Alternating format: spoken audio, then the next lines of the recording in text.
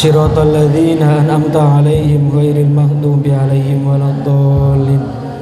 Mas Akmal tolong siapkan 2 mic, karena siang ini kita ngaji bareng dengan santri, plus nanti saya mau ngetes santri-santri tertentu, terutama yang orang tuanya hadir.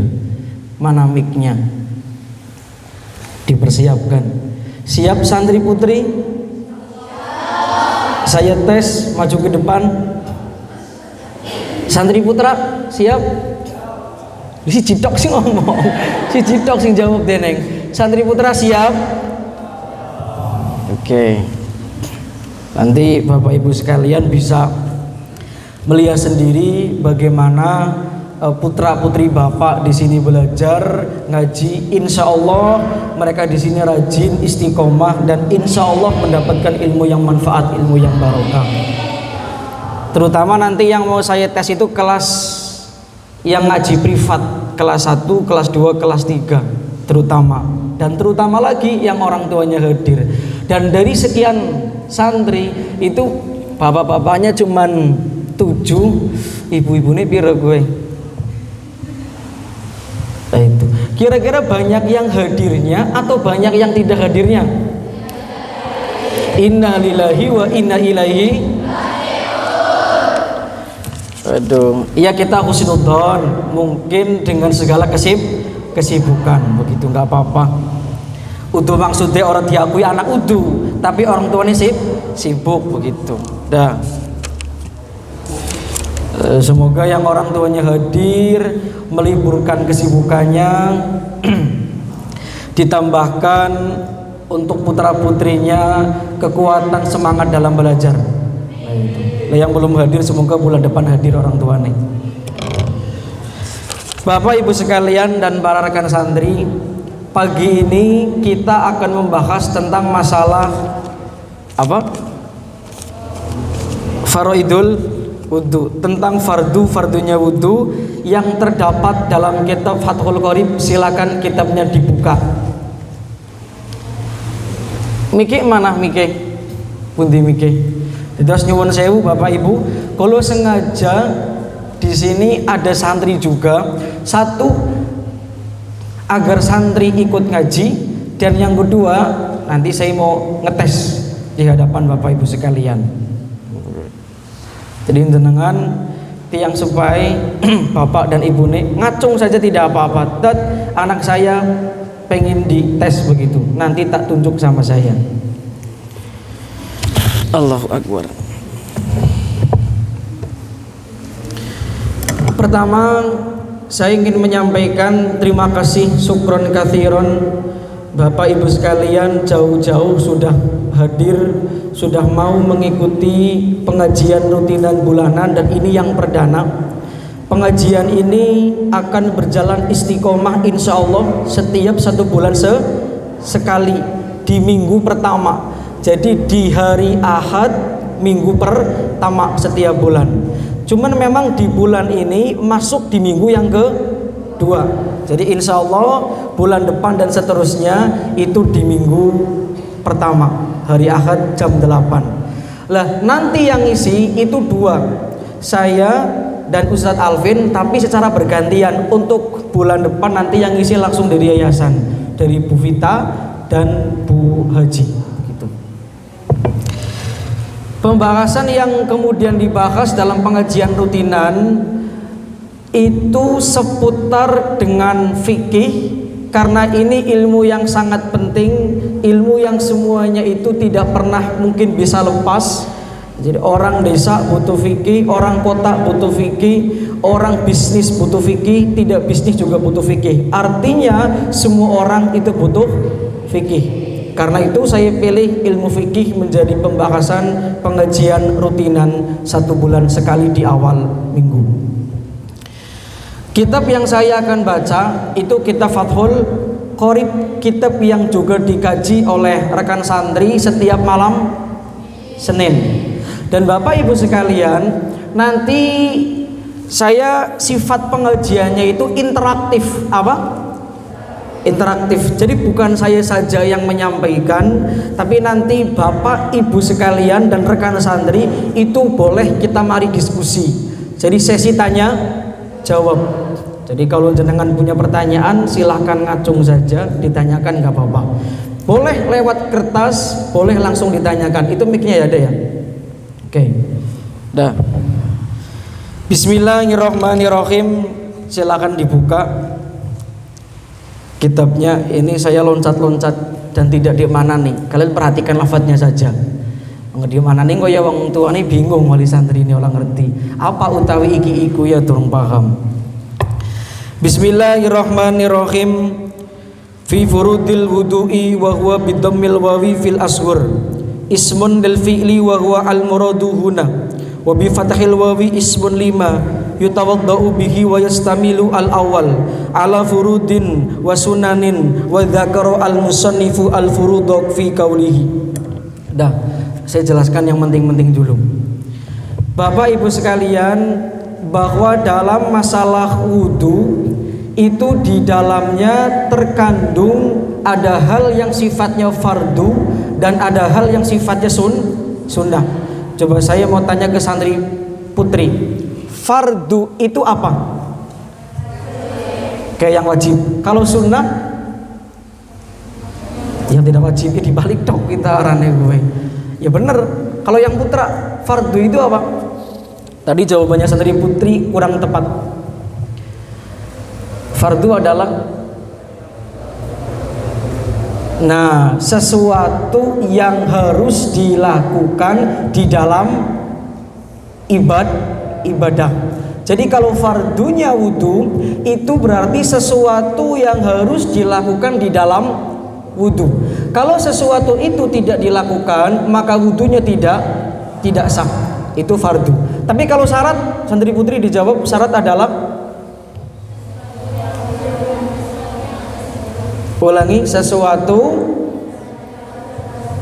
sebelum. Jadi kalau fardu itu di dalam, tapi kalau syarat sebelum, maka atau di luar. Nah, pembahasan kita itu mengenai tentang fardunya wudu. Dalam kitab Fathul Qorib, wa furudul wudu'i sittatu asya'a. Fardunya wudu ada berapa? Ada 6. Jadi Bapak Ibu sekalian, fardu itu sesuatu yang harus ada di dalam ibadah. Ternyata fardunya wudu itu ada 6. Ini kalau 6 perkara ini tidak kemudian didapati dalam orang yang berwudu, maka wudunya tidak sah. Kalau wudunya tidak sah, maka sholatnya bahkan bukan cuman tidak sah, nyuwun sewu. Orang kalau sholat tidak wudu, hukumnya apa? Haram. Jadi bukan cuman tidak sah, tapi juga haram. Nah itu. Dah, yang pertama. Yang pertama ahaduha an-niyatu wa haqiqatuha syar'an qasdu syai'i muqtaronan bi fi'lihi.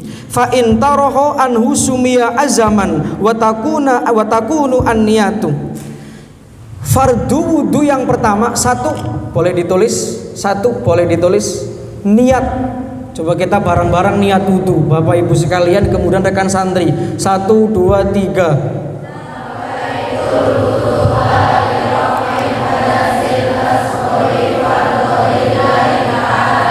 Oke. Kalau niat sholat duhur, coba 1, 2, 3.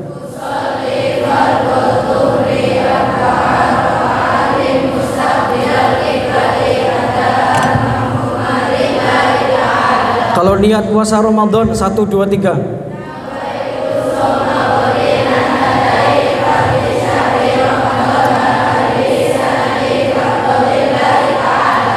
Oke. Itu kan tadi niat puasa, ada niat sholat, ada niat wudhu. Itu kan menggunakan bahasa Arab ya.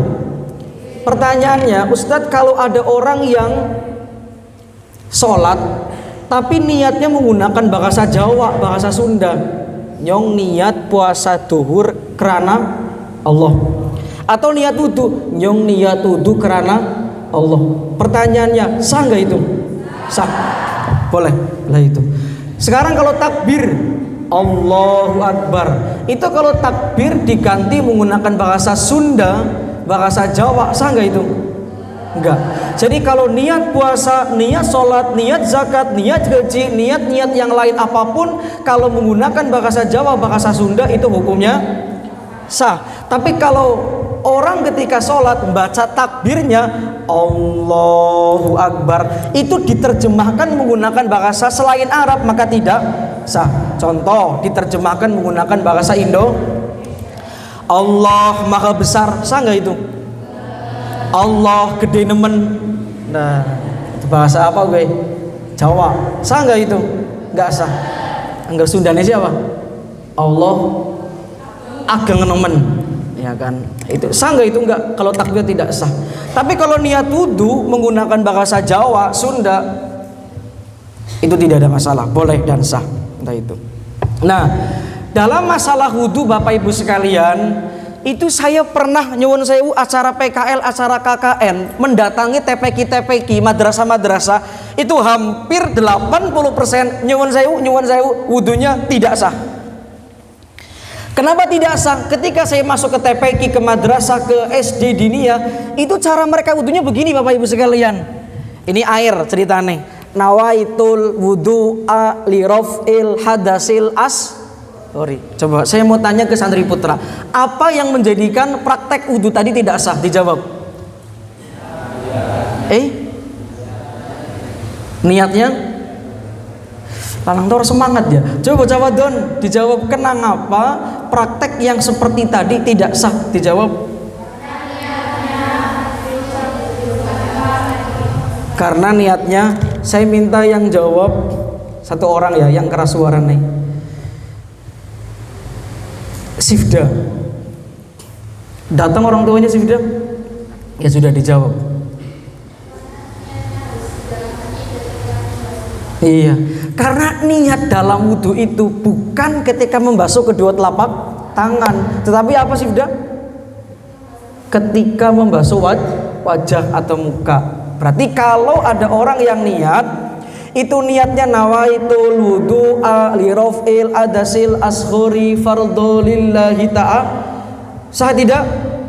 Tidak. Kenapa tidak sah? Karena niat dalam wudu itu kerentek di dalam hatinya ketika membasuh wajah, bukan ketika membasuh kedua telapak tangan. Paham nggih? Oke, itu yang pertama. Lah itu. Dah. Sampai sini dulu, ada pertanyaan silakan. Boleh dari wali santri, boleh dari santri. Saya pengen pengajian siang hari ini interaktif, aktif. Silakan, tafadhol. Masalah wudu, masalah sholat, nggak apa-apa. Nanti santri putra ada yang tugasnya ngasihkan mic punten satu. Sobri boleh. Nah, silakan Bapak Ibu. Tanya saja masalah wudu, masalah sholat. Silakan. Saya berikan kesempatan untuk wali santri boleh, santri putra putri boleh. Ayo tanya, jangan isin-isin. Ayo, bebas. Saya mau tanya ke wali santri, kira-kira wudu praktek yang seperti tadi Bapak Ibu sekalian banyak atau sedikit? Banyak kan? Padahal tidak seperti itu cara prakteknya yang benar. Dah, ayo santri putri, silakan ngacung saja.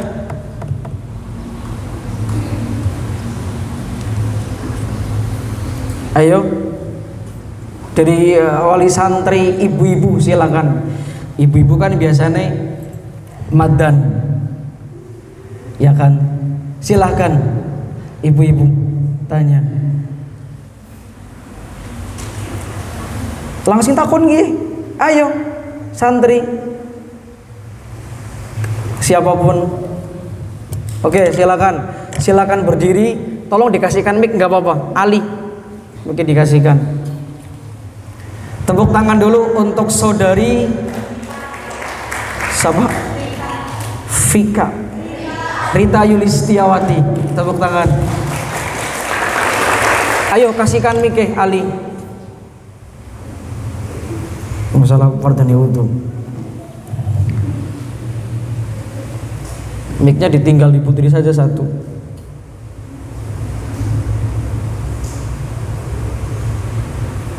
Perkenalkan namanya siapa, dari mana, Kelas berapa?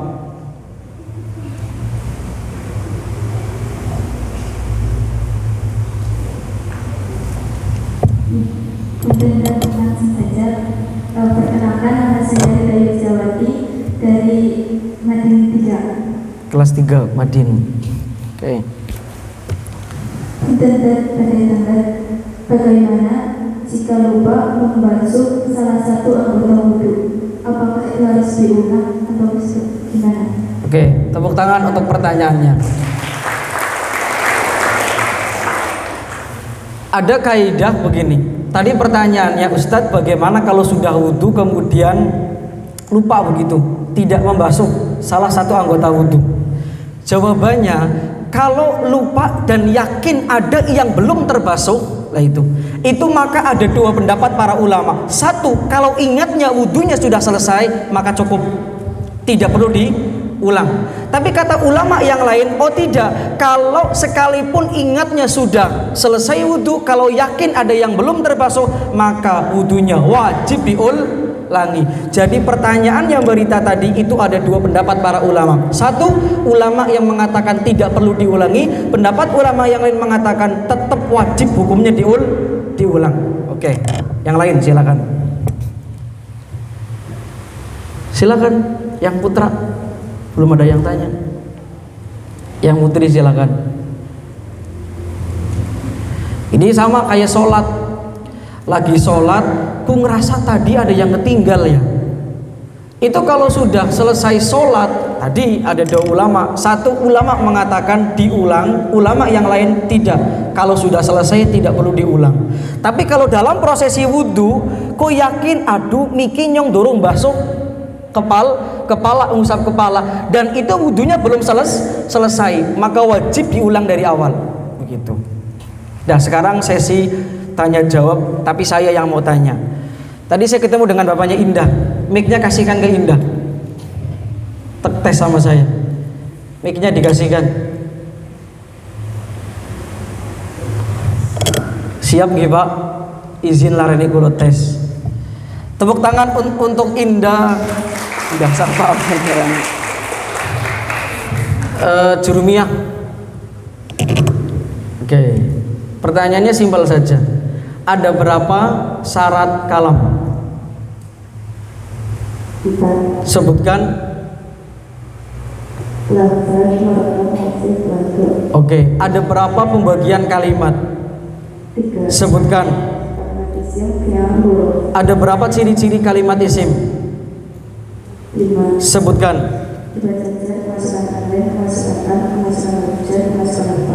Oke, tepuk tangan untuk Indah. Bagus. Terus orang tuanya siapa sih pengen dites? Putra putri ini ngacung mboten napa-napa. Naswa, miknya kasih ke Naswa. Oke. Mana Naswa? Naswa, apa yang disebut dengan isim mufrad? Isim tasniyah. Jamak mudzakkar salim. Jamak muannats salim. Asmaul khamsah. Terus luar biasa, tepuk tangan. Lancar luar biasa, geng. Luar biasa. Dah. Terakhir. Coba ditasniyahkan dan dimudzakkar salimkan dan dimuannats salimkan lafaz muslimun. 1, 2, 3. Iya, muslimani, muslimuna, terus. Oke. Dah. Siapa lagi yang mau dites? Putrane, putrine. Ngacung. Siapa lagi? Afinur. Oke, dikasihkan ke Afi. Oke. Afinur dikasihkan. Sudah? Afi. Ada berapa pembagian i'rab? Sebutkan. Sebutkan huruf-huruf jar. Sebutkan huruf qasam. Oke, luar biasa. biasa. Apa pengertian jamak mudzakkar salim? Jamak mudzakkar salim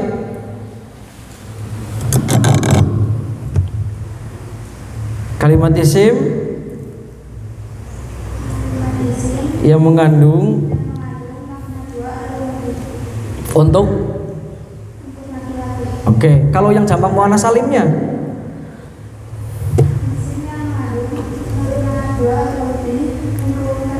oke, tepuk tangan untuk Afinur. Luar biasa. Oke, saya lanjutkan. Jadi niat itu menjadi fardu yang pertama dalam wudu. Lah, niat wudu, nawaitul wudu'a li raf'il hadasil ashori fardhu lillahi ta'ala, itu diucapkan, dikertakan di dalam hati ketika membasuh wajah. Jadi kalau ada orang yang wudunya ketika membasuh kedua telapak tangan, maka dipastikan wudunya tidak sah. Nawaitul wudu'a itu mboten sah. Lah itu.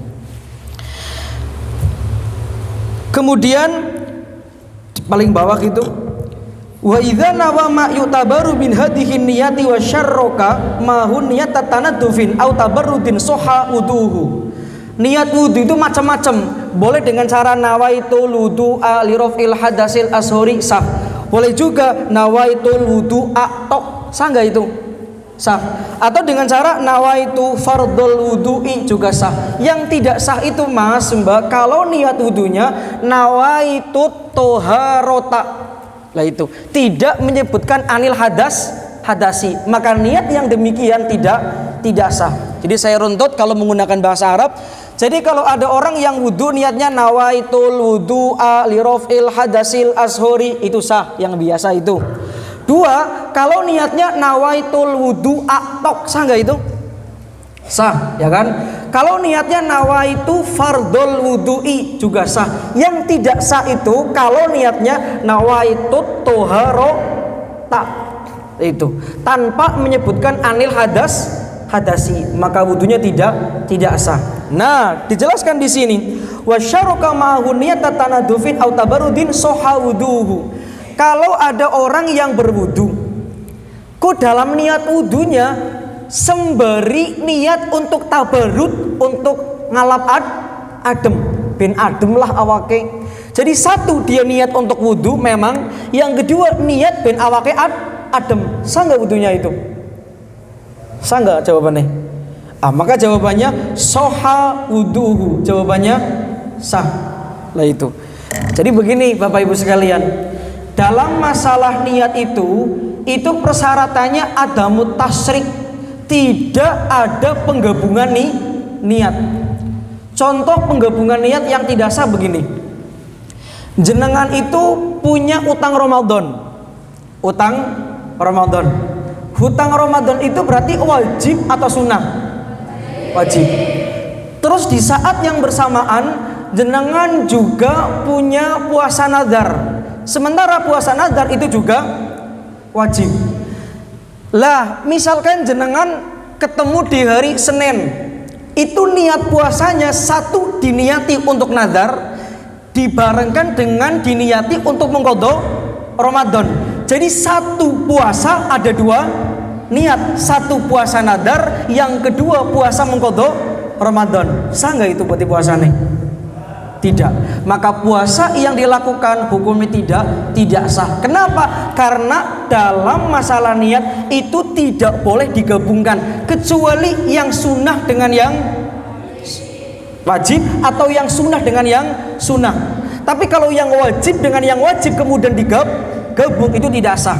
Sekarang kalau sunnah dengan sunnah sah. Contoh begini, besok hari Senin, misalkan hari Senin, terus jenengan itu di hari Senin puasa Senin Kemis, kupas bareng dengan Ayyamul Bid, puasa di pertengahan bulan. Jadi satu diniati puasa Senin yang sunnah, dua plus karena kebetulan di tengah-tengah bulan diniati Ayyamul Bid. Jadi nggak puasanya itu? Jadi. Atau begini, contoh yang paling gampang, ketika Syawal. Ada nggak puasa Syawal? Ada. Berapa hari sunai? 6. Lah, di puasa Syawal itu ada hari Senin. Jenengan puasa Syawal itu diniati puasa Senin, Kamis, Senin plus diniati puasa Syawal. Puasa Syawal hukumnya sunnah, puasa Senin hukumnya sunnah. Kok digabung niatnya? Sah nggak itu? Sah. Lah itu. Karena sama-sama sunnah. Sekarang contoh nih fardu dengan sunnah juga sah. Contoh besok hari Senin. Di hari Senin jenengan mau mengqadha Ramadan. Qadha Ramadan hukumnya wajib, puasa Senin hukumnya sunnah. Kok digabung? Boleh nggak itu? Boleh. Tapi kalau wajib dengan wajib jawabannya tidak. Ini sama kayak kurban. Kurban itu sunnah apa wajib? Sunnah kan? Sunnah kan? Sunnah boleh. Itu sunnah. Terus jenengan itu punya nazar misalkan menyembelih sapi. Itu kalau nadarnya dilakukan dibarengi dengan kemudian apa tadi? Kurban, itu boleh nggak berarti? Boleh, karena wajib dan sunnah. Ini sama kayak tadi. Niat wudhu hukumnya wajib dibarengi dengan tabarruk niat adem, ya kan? Itu boleh. Nah, itu. Jadi pahami ya? Udah. Ada pertanyaan silakan. Dari ibu-ibu dulu, bapak-bapak silakan. Saya pengen pengajian setiap bulan ini interaktif. Lah itu, interaktif. Silakan. Yang putra, silakan bertanya. Tadi belum ada. Sunnah Nabi Muhammad. Masih esok. Wis sarapan durung sendiri putra? Wis sarapan apa durung? Dereng. Santri putri mau sarapan dereng? Santri putri wis adus durung? Santri putra wis adus durung? Orang percaya nyong santri putra adus ta. Kudu tutok rauk nggih. Dah. Di mana? Dah, satu tadi fardunya wudu adalah niat. Sekarang yang kedua fardunya wudu adalah wathani huslu jami'il wajhi, membasuh wajah. Itu mana? Dimulai dari sini Pak Ibu. Mana bitu sya'ri, tumbuhnya rambut sampai akhirul lihya ini di sini. Untuk yang vertikal, untuk yang horizontal itu dari mulai sini ya kan sampai sini, kuping sini berarti. Nah, tapi kalau orang yang misalkan tadi kan mana bitu sya'ri, dari mulai batas tumbuhnya rambut. Pertanyaannya kalau misalkan orang botak, ya kan, kayak Deddy Corbuzier kan rambutnya kayak itu berarti wudunya dari belakang sini ke depan maju apa bagaimana jawabannya? Tuh, nabrak. Jadi kayak Deddy Corbuzier kan botak loh ya. Cara fikihnya wudu itu maka mana mulai rambut tumbuh ya di sini. Sekarang korongnya pelontos kayak gini, pelontos. Itu berarti mulai dari sini maju ke depan sampai sini atau bagaimana? Maka salah. Loh, seru salah maneng. Bukan dikira-kirakan, Mbak. Di apa bahasanya? Ya dikira-kirakan ya boleh lah. Iya benar, dikira-kirakan benar. Dikira-kirakan seperti pada umumnya begitu. Seperti pada umumnya. Lah pertanyaannya begini, leher itu termasuk perkara yang wajib dibasuh tidak? Wajib. Asalnya tidak, tapi ada kaidah malayatimu illa bihi fahuwa wajib. Sesuatu yang tidak sempurna dengan sesuatu itu, maka sesuatu itu dihukumi wajib. Nyuwun sewu. Untuk auratnya laki-laki, wedel sih bahasa Indonesianya apa ya? Ya pusar ya gue. Pusar itu jadi bukan aurat, itu batas aurat. Dengkul itu Mas, itu aurat bukan? Bukan, itu batas baina surrah waruk bata ini. Lah, tetapi kalau menutup aurat, kalau udelnya, pusarnya kelihatan, ya kan? Itu kayaknya nggak akan pernah sempurna. Maka bagaimana kesempurnaan itu didapatkan dengan cara nutupi pusar? Maka nutup pusar hukumnya wajib, sama dengan bagian sini. Bagian sini itu Sebenarnya hukum asalnya tidak wajib, cuman kalau tidak dibasuh bagian sini, maka bagian yang wajibnya tidak akan pernah bisa sempurna. Agar sempurna, maka bagian yang sini, ya kan, itu wajib dibasuh. Kaidahnya ma la yatimmu al wajib illa bihi fahuwa wajib.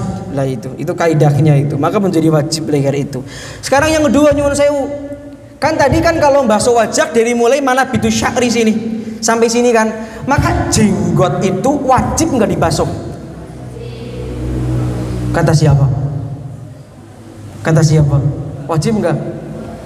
Coba bapak-bapak, ibu-ibu, jenggot gue kira-kira wajib dibasuh tidak? Wajib apa ora kira-kira? Nah, dibaca itu dalilnya ada. Ditafsil. Kalau jenggot yang terdapat di laki-laki, lihyatar rojuli, jenggotnya wong lanang. Kalau jenggotnya itu jenggot yang tipis, hukumnya wajib, betul tadi. Tapi kalau jenggotnya megar, ambo banget kayak, ya kan ya, pasti luar biasa, sampai tidak terlihat bagian daging kulitnya. Maka kalau model jenggotnya terlalu apa sih arahnya ya, maka cukup di anu baik, di kaki kenarannya apa, di demek baik, tidak perlu disela. Kalau yang jenggotnya khafif, yang tipis, maka wajib disela. Tapi kalau jenggotnya kandel, tidak wajib disela. Cukup di, ya ini jawabannya baik, begitu, paham ya? Kan ada itu jenggot sing posi kayak sarang idara, ya kan? Ya tapi nggak apa-apa itu. Nah, tapi kalau jenggot lihyatul mar'ah, jenggot yang terdapat pada perempuan, jadi perempuan berjenggot. Pertanyaannya, emang anak? Santri putri anak apa? Serem sanggara anak santri putri berjenggot.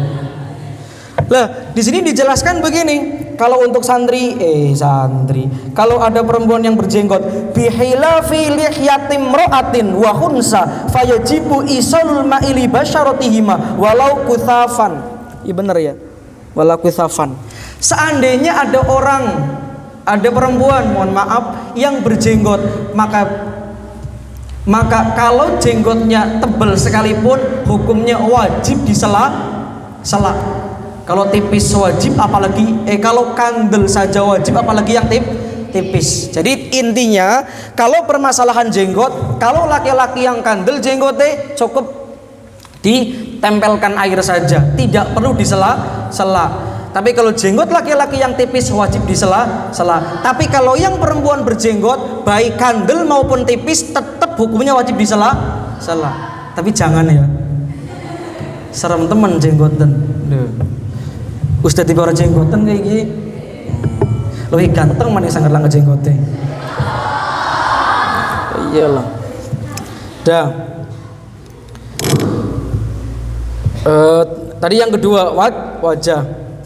Sekarang yang ketiga, membasuh kedua tangan sampai apa ranege? Husnul yadaini ilal mirfaqaini, membasuh kedua telapak tangan sampai siku. Santri putri itu kalau wudhu, santri putra juga, itu sikunya dulu ke tangan seperti ini, atau sikunya kemudian ke tangannya ke siku. Mana? Tangan ke siku. Kalau Bapak Ibu sekalian dari mana? Siku ke tangan apa tangan ke siku? Siku ke tangan tuh kalau wali santri. Nah, itu tahun kemarin viral, ada seorang pendakwah tanpa menyebut nama, itu ngomong begini, wudunya orang yang dari apa kira nih, tangan ke siku itu katanya kurang sempurna, kurang baik. Jadi kalau caranya beliau yang pernah menyampaikan itu, kalau wudhu itu katanya harus siku ke tangan. Nah itu bener nggak itu?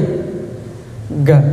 Saya baca dalam kitab Minhajul Qawim, itu jawabannya begini, in sobba ala nafsi bada'a bil asobi. Kalau ada orang yang wudhunya wudhu mandiri, langsung ada air air, misalkan pakai ember, maka iya dimulai dari asobi, dari jari jemari. Misalkan ini ada air di ember, ya sudah jari jemari begitu sendiri. Tapi kalau insobba alaihi ghairuhu bil mirfaq, tapi kalau wudunya diwudukan oleh orang lain atau menggunakan keran, maka lebih bagusnya itu dari siku. Saya pernah mendengarkan Pak Bu, katanya kalau wudunya orang yang dari siku ke tangan itu tidak sah jerene, padahal ketika saya baca kitab sah kok, nggak apa-apa. Nah itu kalau wudunya pakai keran, dan kebanyakan pakai keran atau langsung. Nah kalau dia ya, di Al-Hikmah itu pakainya kan kolam gede, saking gedenya kadang gue renang di santri gue.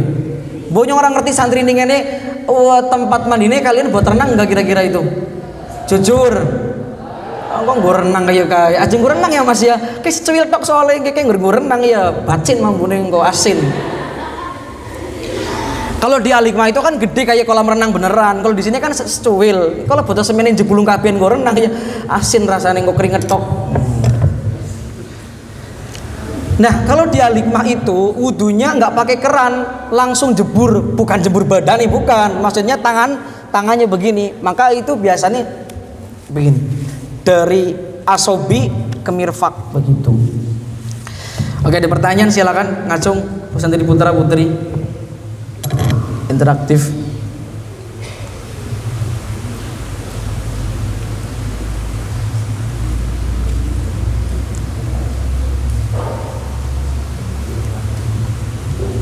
Kita 5 menit lagi.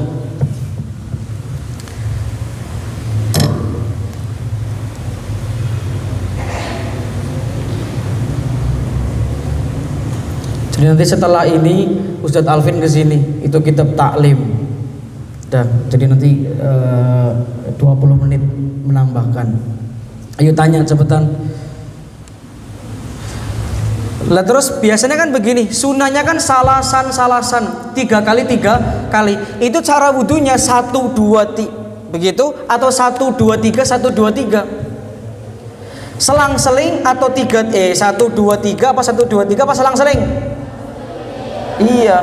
Yang utama itu 1 2 3 1 kok 1 2 3 1 2 3. Apa? 1 2 3 begini, huruf pindah, bukan 1 2 3. Paham lah ya? Bukan seperti itu. Anna Utsman da'a biwudu'in thumma husala apa itu? Thumma husala kafaihi salasa marratin wa tamat apa itu kalimatnya? Wa tamat watamat maldo wastan sako wa thumma husala washahu salah samarotin. Nah itu thumma husala yadul yumna. Nah itu salah samarotin. Iya benar 3 kali. 1 2 3 huruf pindah itu begitu. Dah sedikit lagi. Terakhir sebelum nanti saya memberikan sesi diskusi terakhir. Wa yajibu izalatu ma tahtaha min wasahin yamna'u wusulal ma'i. Lah itu. Jadi segala apa yang berada di tangan itu wajib hukumnya terkena air. 1, kalau ada jari tambahan. Kadang ada orang yang jarinya nyuwun sewu 6, 7. Maka yang jari tambahan itu wajib dibasuh. Ada tulang yang tumbuh, maka tulang yang tumbuhnya wajib dibasuh begitu. Nah, kemudian ada sesuatu yang menjadi wudunya tidak sah. Itu ketika misalkan anggota wudu terhalang dari sesuatu yang menghalangi air masuk ke dalam kulit. Contohnya kayak apa? Kayak tato. Tahu tato lah ya. Lah, yang kemudian menjadi pertanyaan, kalau pacar, itu pacaran loh ya. Kalau dalam bahasa Jawa itu kiranya pacaran, apa? Itu. Ya nasi mengatakan pacar, nasi mengatakan kitek ya. Kitek. Itu kira-kira kitek itu tembus enggak ke kulit, tembus enggak ke kuku? Kalau kiteknya kitek yang sifatnya tempelan kayak, ya kan sing atom, ya kan, maka dipastikan kalau itu dibuat untuk wudhu maka tidak sah, ya kan, karena tempel atom. Tapi kalau kitek yang sing apa? Nggak tahu itu henna itu tembus nggak sih ke kulit? Pernah masang kalian? Oh pernah ya. Itu caranya gampang Mbak. Untuk mengujinya siapkan saja satu kertas, kemudian ditaruh henna. Henna apa henna? Dikasih henna, kemudian diteteskan air. Kalau airnya ngambang berarti itu maniun, penghalang. Tapi kalau merembes berarti bukan maniun. Paham ya? Itu pernah saya praktekkan di kelas 12 AKL 2 ya. Di 12 AKL 2 ternyata tip X itu Mbak, Mas, itu maniun penghalang. Coba sih, Anda di kertas kasih tip X yang banyak dikasih air, pasti ngambang, nggak tembus. Maknanya kalau ada orang yang wudhu, kok tangannya ada tip X-nya, ketika di bawah wudhu tidak dibersihkan terlebih dahulu, maka wudhunya tidak sah karena mani penghalang itu. Tato juga sama. Tapi kalau tato yang hadiah permen karet kayak yang 500-an kayak nih tembus ya. Kita tato sing dijahit apa sih larang nih kayak itu. Dan monggo terakhir saya berikan kesempatan tulis saja itu tadi yang keberapa? Yang keberapa tadi itu fardunya wudu yang keberapa tadi? Yang keempat berarti apa? Yang keempat mengusap sebagian kepala. Jadi kalau mengusap cukup tangan basah saja ditempelkan selesai. Tidak perlu air mengalir karena mengusap bukan membasuh. Punya trom ya. Yang kelima, membasuh kedua kaki sampai mata kaki. Ditulis membasuh kedua kaki sampai mata kaki. Yang terakhir tertib. Baik, untuk selanjutnya sesi tanya jawab. Silakan bapak-bapak tanya, satu ibu-ibu boleh, santri putri santri putra. Sebelum saya tutup silakan. Nggih, monggo. Mic-nya tolong dikasih Mas Ali ke bapaknya Indah.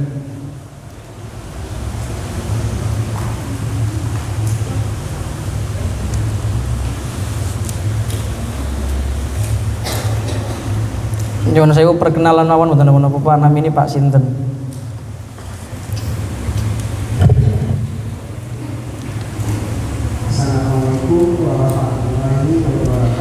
Waalaikumsalam warahmatullahi wabarakatuh.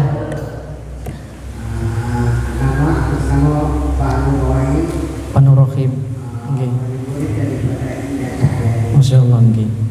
Pertanyaan saya Pak, kalau tadi kan harus ada tiket itu ada yang tembus dan tidak. Pertanyaan saya, kalau ada lukanya itu apa hukumnya sah? Masyaallah. Nggih. Masyaallah. Oke, tepuk tangan untuk Bapak ini. Santri kalah pertanyaan ikur wali santri. Pertanyaannya luar biasa. Itu nanti saya jawab menggunakan kaidah al-masyaqqat tajlibut taisir. Sesuatu yang berat itu bisa menjadi mudah, begitu. Jadi untuk kasus yang kena luka, itu kalau nanti kena luka justru ketika terkena air malah melukai, ya kan? Maka cukup yang diteles ringan itu bagian apa nih berarti? Perbaning. Nanti kalau dalam kitab takrib masuknya bab sohibul jabair, begitu ya, orang yang punya perban punya luka. Nanti Pak nyuwun sewu, itu maka nanti ketika wudhu, misalkan ini yang luka, ini misalkan perbane, maka cukup diteles-telesi apa nih perbane. Tidak perlu kemudian dibuka terus disiram lukane. Itu kalau menyakiti malah tidak boleh. Kaidahnya mana? Al-masyaqqatu tajlibut taisir. Sesuatu yang berat itu bisa menjadikan keringanan kemudahan. Luar biasa. Jadi intinya jawabannya cukup ditelesi bagian perbannya saja, tidak perlu kemudian dibuka, itu sudah sah. Begitu. Oke, bapak-bapak sudah, bahkan luar biasa pertanyaannya. Yang ibu-ibu belum bertanya sama sekali. Ayo ibu-ibu.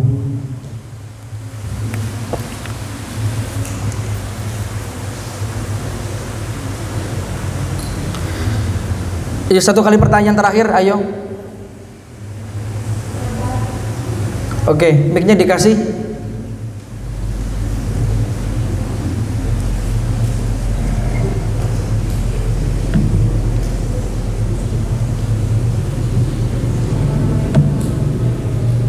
Waalaikumsalam warahmatullahi wabarakatuh. Pertanyaan terakhir.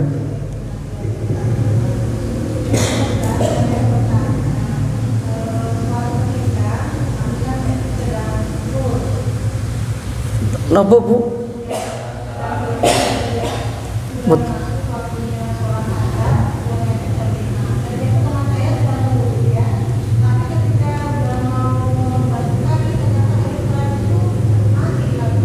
Nggih.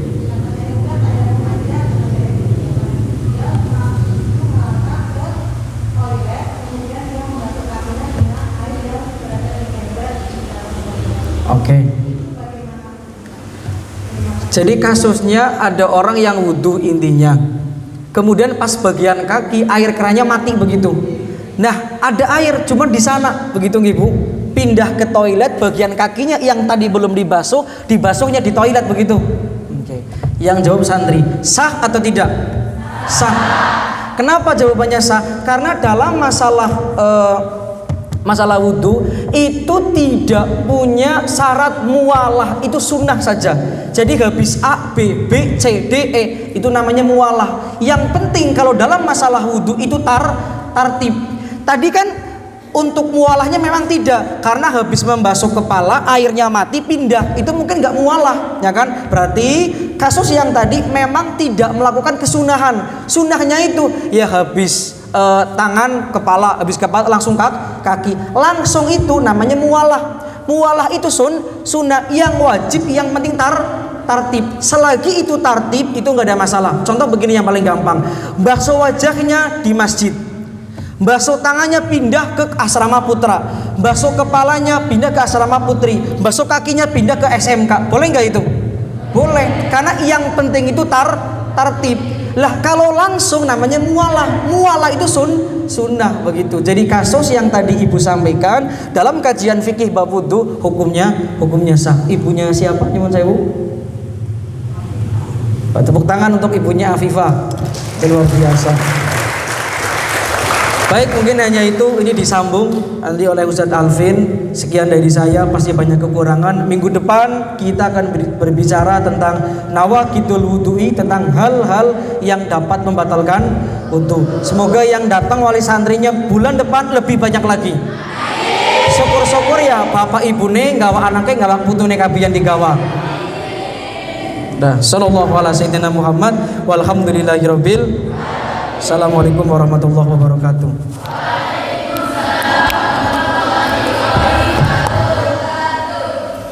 Monggo Bapak Ibu niku disambi. Monggo santri disambi. Santri disambi. Allahumma shalli ala